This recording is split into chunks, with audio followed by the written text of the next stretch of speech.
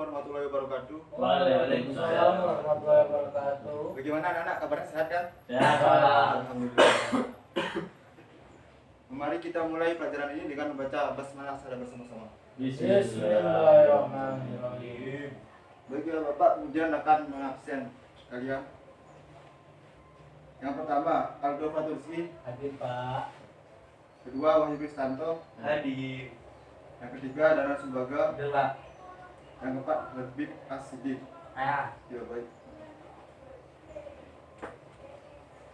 Oke, kali ini kita akan belajar hadis tentang hujah dan cobaan.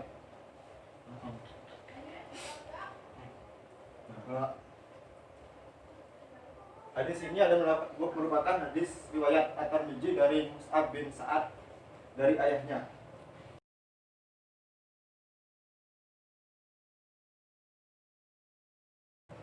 Yang artinya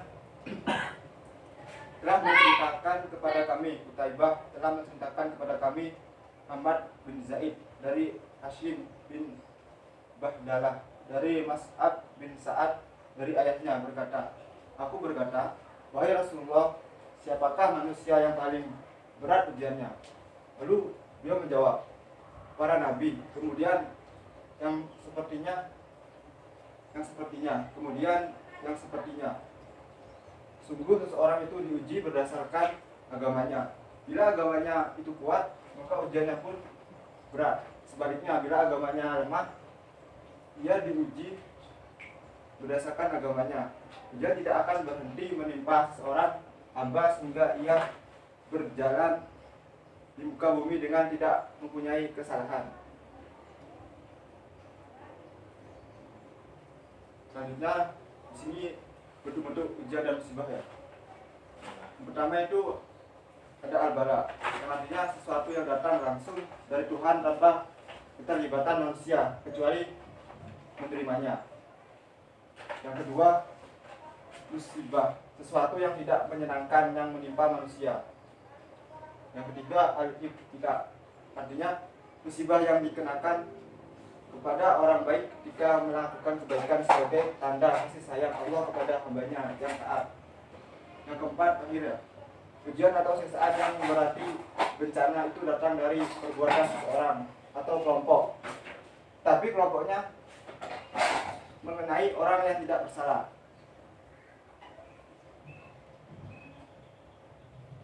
Selanjutnya, hikmah dibalik ujian dan cobaan itu sendiri. Yang pertama, membersihkan dan menghapus dosa-dosa dan kesalahan, serta mengantarkannya kepada derajat yang tinggi di surga. Tidaklah hal itu diperoleh melainkan bagi mereka yang mampu bersabar dan mengharap pahala dari Allah Ta'ala. Yang kedua, memotivasi seseorang untuk benar-benar ikhlas dalam berdoa, kembali bertaubat dengan sesungguhnya, pasrah dan berserah diri kepada Allah. Yang ketiga, mengetahui betapa besar kenikmatan dan kesehatan yang diberikan bagi mereka yang lupa akan kenikmatan tersebut. Karena kenyataannya menunjukkan bahwa apabila dibandingkan antara kenikmatan dan kesehatan akan jauh lebih besar dari lebih banyak porsinya daripada kesengsaraan atau musibah yang didapatnya. Yang keempat itu tidak peduli terhadap gemerlapnya dunia karena kefanaannya dan semangat dalam memotivasi diri untuk berlomba beramal dalam mempersiapkan hari pertemuannya dengan Rob.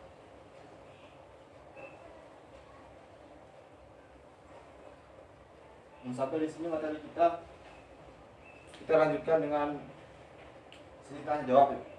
Iya, Pak. Saya Pak, Oh ya, silakan. apa tadinya bahwa cobaan itu menghapus dosa dan mengangkat derajat? Oh ya, yang lain? Saya, Pak. Ya. Perbedaan sikap orang yang beriman dan tidak beriman ketika mendapatkan ujian itu. Belum sedikit.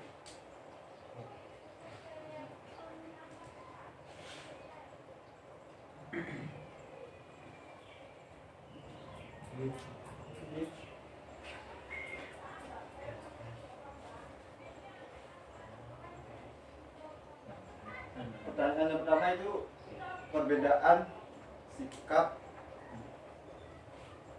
Perbedaan sikap orang yang beriman dan tidak beriman ketika mendapatkan ujian. Perbedaan sikap orang yang beriman ketika mendapatkan ujian dan orang yang tidak beriman ketika mendapatkan ujian.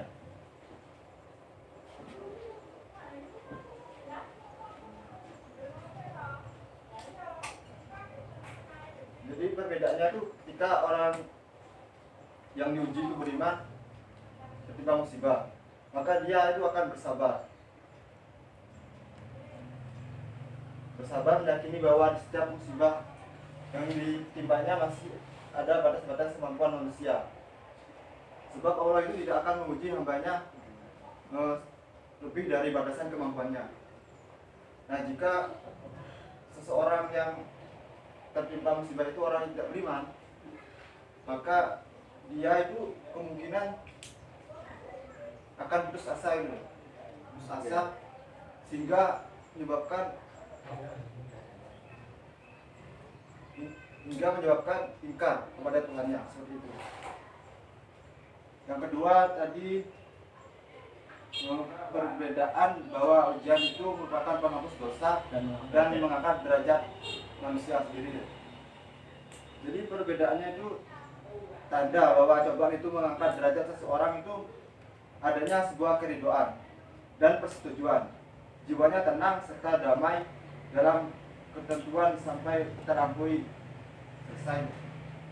Selanjutnya, cobaan itu penghapus dosa. Sebagai penghapus dosa itu adanya kesabaran dan indah tanpa ada keluhan, tidak mengeluh dan tidak mengadu, tidak berat dalam menunaikan perintah ketaatannya kepada Allah Subhanahu wa taala.